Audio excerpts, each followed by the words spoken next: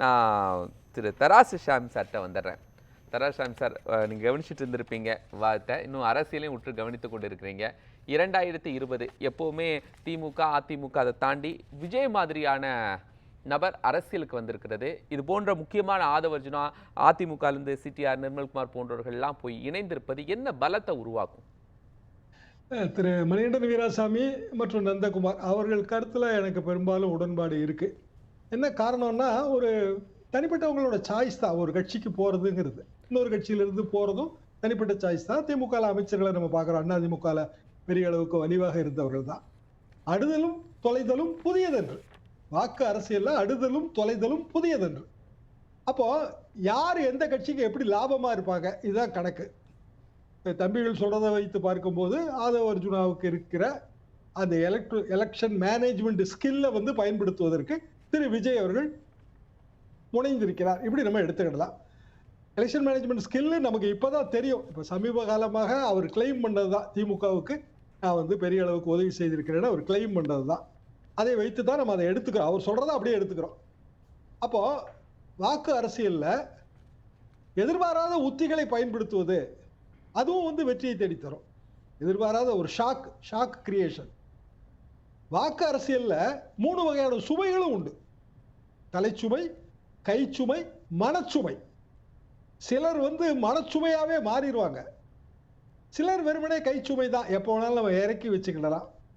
இப்ப நிர்மல்குமார் அவர் பிஜேபியில் இருந்தாரு, அதற்கு பிறகு அதிமுக, அதுக்கு பிறகு இப்போ தாவேகா. அப்படின்னா அவருக்கு ஒரு நோக்கம் இருக்கும்.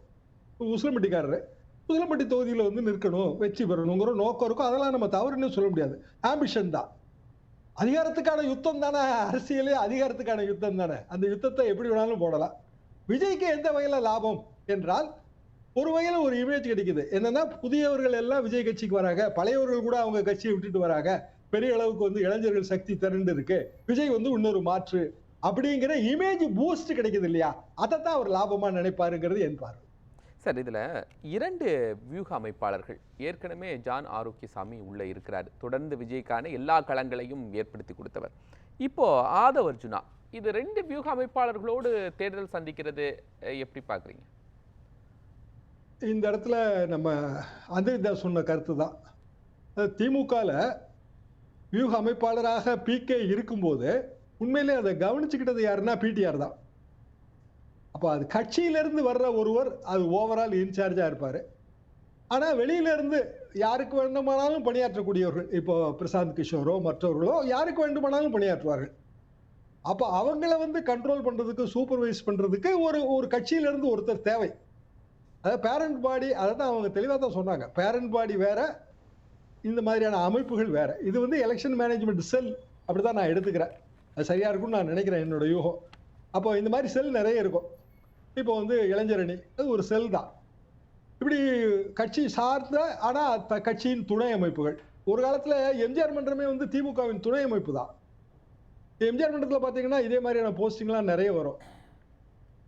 இந்த மாதிரி துணை அமைப்புகள் கட்சிகள்ல இருப்பது, அந்த துணை அமைப்புகளுக்கு ஒரு தக்க நபர்களை பயன்படுத்தி கொள்ளுதல், ஏற்ற நபர்களை, இப்படிதான் நம்ம பார்க்கணுமே தவிர, இரண்டும் ஒன்னோட ஒண்ணு காம்படிட்டிவ் அமைப்பு இல்ல, ஒண்ணுக்கு ஒண்ணு காம்ப்ளிமெண்டரி என்பதுதான் என் பார்வை. இல்ல, ஆதவ அர்ஜுனா ஏற்கனவே விசிகால இருக்கிற போதே எம்பி ஆக வேண்டும் அப்படிங்கிற ஒரு பெருங்கனவுல இருந்தாரு. அவருக்காக தான் சீட்ஸ் எல்லாம் கேட்டாங்க. நம்ம கூட நிறைய பேசி இருக்கிறோம். விஜய் கட்சியில இந்த மாதிரியான தேர்தல் பிரச்சார மேலாண்மை பொதுச் செயலாளர் அப்படிங்கிற புள்ளியில் அவர் உள்ள வருகிற போது அவருடைய தேர்தல் களம் அந்த எலக்ட்ரல் பாலிடிக்ஸ்ல எப்படி சார் இருக்கும்? ஆதவ அர்ஜுன் என்பவருக்கான தனிப்பட்ட ஓட்டு வங்கி எதுவும் கிடையாதுங்க. ஆனா விஜய் என்பவர் ஒரு முகம். இப்ப திரு எடப்பாடி பழனிசாமி அவர்கள் ஒரு முகம். அதிமுகவின் ஓட்டு வங்கி அவர் ரெப்ரசென்ட் பண்ணுவாரு. திரு ஸ்டாலின் அவர்கள் ஒரு முகம். திமுகவின் ஓட்டு வங்கி அவர் ரெப்ரசென்ட் பண்ணுவாரு. வைகோ அவர் ஒரு முகம், அது வேற. ஆதவ அர்ஜுன்ங்கிறவர் சமீப காலமாக சர்ச்சைகள் காரணமாகத்தான் அவர் ஃபோர் ஃப்ரண்ட்டுக்கு வந்தார். கடந்த ஒரு 6 மாதமா வைத்துக் கொள்ளலாம். அப்போ விசிகால அவரோட பெரிய சாதனையாக பார்க்கப்பட்டது அந்த தேசங்காப்போம் மாநாடு தான். அந்த மாநாடை உண்மையிலேயே இந்த தம்பி சொன்ன மாதிரி ஒரு வேற லெவல்ல தான் அவர் நடத்தினாரு. அதற்கெல்லாம் பயன்படுவார்னு விஜய் ஒரு கணக்கு போடுவார்ல. ஏன்னா அவர் இந்த படத்தை முடித்த பிறகு ஒரு கள அரசியல தீவிரமா இயங்க போறாரு. அப்படின்னா குறைந்தபட்சம் ஒரு 3 மாவட்டத்துக்கு ஒரு தடவை, 3 மாவட்டங்களை சேர்த்து ஒரு மாநாடு இப்படி நடத்தணும். பழைய திமுக மாதிரி ஒருங்கிணைந்த தஞ்சை மாவட்ட மாநாடு இப்படி நடத்திட்டே இருப்பாங்க. அது மூலமா தான் கட்சி வலுப்பெற்றது. நீங்க 50களில் பாத்தீங்கன்னா ஏராளமான மாநாடு நடத்திட்டே இருப்பாங்க. 57ல தான் முதல் வெற்றியே கிடைச்சது.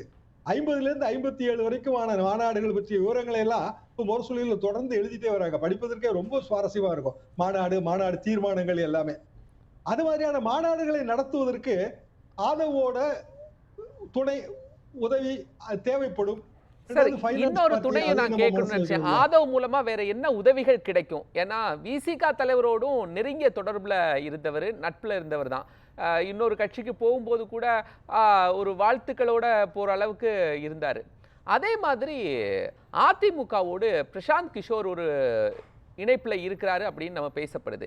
இப்போ இந்த கூட்டணி நகர்வுல ஆதவ் அர்ஜுனா தாவேகாக்கு போய் அதுவும் தேர்தல் பிரச்சார மேலாண்மை குழுவுடைய செயலாளர் ஆகிறது கூட்டணி நகர்வை எப்படி வலுப்படுத்தும் நினைக்கிறீங்க? உருவாக்குமா? கூட்டணி தலைவர்களாக சேர்ந்து உருவாக்குவதாக மற்றவர்கள் வந்து பேச்சுவார்த்தைக்கு பயன்படுவார்களே தவிர, கூட்டணிங்கிறது அது ஒரு சீட் ஷேருங்கிறது அதுல ரொம்ப முக்கியம். எத்தனை சீட்டு கேட்பாங்க, எத்தனை சீட்டு கிடைக்கும், எவ்வளவு ஜெயிக்க முடியுங்கிறது ரொம்ப வர முடியாதுன்னு சொல்லக்கூடிய கூட்டணி அட்லீஸ்ட் பேச்சுவார்த்தைக்காக அழைத்து வருவதற்கு உதவுமா அப்படிங்கிறது தான். பேச்சுவார்த்தைக்கு டேபிளுக்கு அழைச்சிட்டு வர்றதுக்கு உதவும். ஆனா அது நிஜமாவே அது அறுசுவை விருந்து பரிமாறப்படுமாங்கிறதெல்லாம் நமக்கு தெரியாது. ஆதவ் அர்ஜுனாவால யாரெல்லாம் அழைத்துட்டு வர முடியும் சார்? அஸ் ஆஃப் டேட் நீங்க என்ன பாக்குறீங்க? அவருக்கு இருக்கிற இன்ஃப்ளூயன்ஸ் மூலமா திமுக அழைச்சிட்டு வரலாம்ல. அவர் கிளைம் பண்றதே எல்லாமே நான் திமுகவுக்கு செஞ்சேன்னு தானே கிளைம் பண்றாரு. அபார்ட் ஃப்ரம் தட் அவரால் என்ன பண்ண முடியும் அப்படின்னா விசிகாவுக்கு அவருக்கு நல்ல தொடர்புகள் இருக்குங்க. விசிகா இப்போ திமுக கூட்டணியில சில மன வருத்தங்கள் தெரியுது. அது உண்மையிலே கூட்டணியை முறிக்குமாங்கிறதெல்லாம் நமக்கு தெரியாது. ஆனா தொடர்ந்து அவர்கள் எடுத்து வருகிற நிலைப்பாடுகள் மன வருத்தம் இருப்பதாக நம்ம உணர்ந்து கொள்கிறோம். அப்ப விசிகா சேரணும்னு நினைக்கலாம். கூட்டணி பலம் கண்டிப்பாக தமிழ்நாடு அரசியலுக்கு ரொம்ப முக்கியம். எல்லாருக்கும் தெரிஞ்ச விஷயம்தான். அப்ப கண்டிப்பாக விஜய்க்கு ஒரு கூட்டணி தேவை. ஆனா அது விஜயை முதலமைச்சராக ஏற்றுக்கொள்ளக்கூடிய கூட்டணியா இருக்கணும் இல்லையா? விஜய் தான் மேஜர் பார்ட்னரா இருக்க முடியும். அப்படியான ஒரு கூட்டணி அதிமுகவோட வருவதுங்கிறது ரொம்ப கடினம். திமுகவோட வருவது இயலாத காரியம்.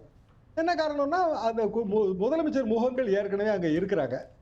அப்போ விஜய் அமைக்க போகிற அல்லது விரும்புகிற ஒரு கூட்டணி, அந்த கூட்டணியில இடம்பெறக்கூடிய கட்சிகள் என்றால் அது கண்டிப்பாக விசிக அதுல ஒன்றாக இருக்கலாம். சிபிஎம் சிபிஐ இடதுசாரிகள் ஒன்றாக இருக்கலாம். பாமக கூட்டணி ஆட்சி என்கிற அந்த ஒரு நிபந்தனை விதிக்குது. விஜய் ஏற்கனவே நாங்க எவ்வளவு சீட் வாங்கினாலும் கூட்டணி ஆட்சிக்கு நாங்கள் தயார் என்று அவர் ஒரு பச்சை கொடி காட்டியிருக்கிறார். இப்படி பலரும் வந்து பல வாய்ப்புகள் இருக்கின்றன. தராஷ் ஷாம் சட்டை 2021 பிரசாந்த் கிஷோர் திமுகவுக்காக பணியாற்றுகிற போது அந்த இடத்துல இருந்து ஆதவ் அர்ஜுனா தான் ஒர்க் பண்ணாரு அப்படின்னு குறிப்பிட்டு சொன்னாங்க. நந்தகுமார் சார் எல்லாரும் சொன்னாங்க. என்னுடைய கேள்வி, அதே பிரசாந்த் கிஷோர் அதிமுகவில் இருக்கிற போது அதிமுகவுக்கும் வெற்றி தேவை, தமிழக வெற்றி கழகத்திற்கும் வெற்றி தேவை. இந்த இருவருடைய கூட்டணி உருவாகுமா அப்படிங்கிற ஒரு புள்ளி இருக்குல்ல, ஒரு நரேஷன். ஏன்னா விஜய் என்ன சொல்றாரு, யாரோடும் கூட்டணி இல்லைங்கிறாரு. ஆட்சியில் பகிர்வு அப்படிங்கிறது இவங்க ரெண்டு பேருடைய நகர்வு, பிரசாந்த் கிஷோருடைய நகர்வும் ஆதவ் அர்ஜுனாவுடைய நகர்வும் வெற்றியை நோக்கி தானே பயணிக்கும் 2026. பிரசாந்த் கிஷோரால அவருக்கே வெற்றியை தேடி தர முடியலையே பீகார் தேர்தல்ல. வியூகங்களை தான் வகுக்க முடியும். வியூகங்களை வகுப்பவர்களே வந்து வெற்றியும் வந்து பெற்ற முடியாது. அதுக்கெல்லாம் பல உதாரணம் நம்ம சொல்ல முடியும். பிரசாந்த் கிஷோர் எதை வந்து ஃபெசிலிட்டேட் பண்ணுவாருன்னா, இன்னைக்கு இருக்கிற நவீனமான தொழில்நுட்ப யுகத்துல தொழில்நுட்பத்தை தேர்தல் அரசியலுக்கு பயன்படுத்தக்கூடிய ஒரு இடத்தை வந்து அவரால் வந்து வடிவமைக்க முடியும். அப்படித்தான் நான் இதை பார்க்கிறேன்.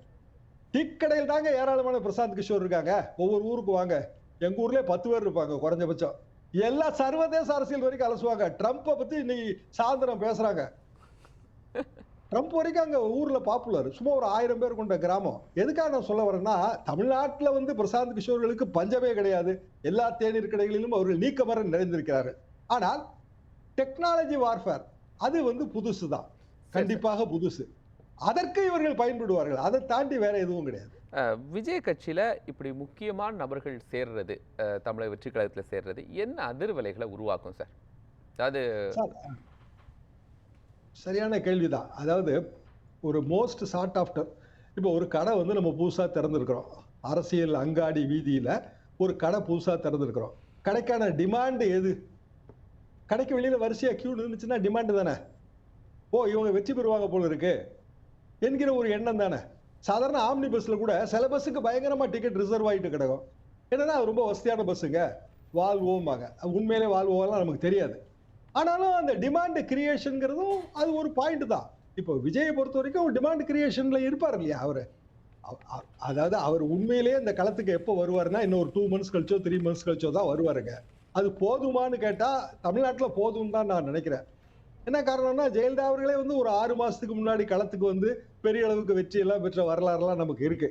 திமுக எப்போதுமே அது எலெக்ஷன் மோட்ல தான் இருக்கும். அந்த தொண்டர்களை வந்து உற்சாகப்படுத்தி வைத்துக் கொள்ளுதல்ங்கிறது அது கலைஞரோட ஃபார்முலா. எப்போதும் ஏதாவது ஒரு வேலை கொடுத்துக்கிட்டே இருக்கணும் தொண்டர்களுக்கு. எம்ஜிஆர் ஃபார்முலாவே அப்படி கிடையாது. தொண்டர்களை கஷ்டப்படுத்தவே மாட்டாரு. கடைசி நேரம் தான் எப்போதுமே. நீங்க எந்த தேர்தல் எடுத்து பாத்தீங்கன்னா ஒரு தொண்டர்களை கஷ்டப்படுத்த மாட்டாரு. இப்படி இந்த 2 ஃபார்முலா கடையில விஜய் ஒருவேளை இந்த எம்ஜிஆர் ஃபார்முலாவை கடைபிடிக்கிறாரோ என்னவோ. சரி.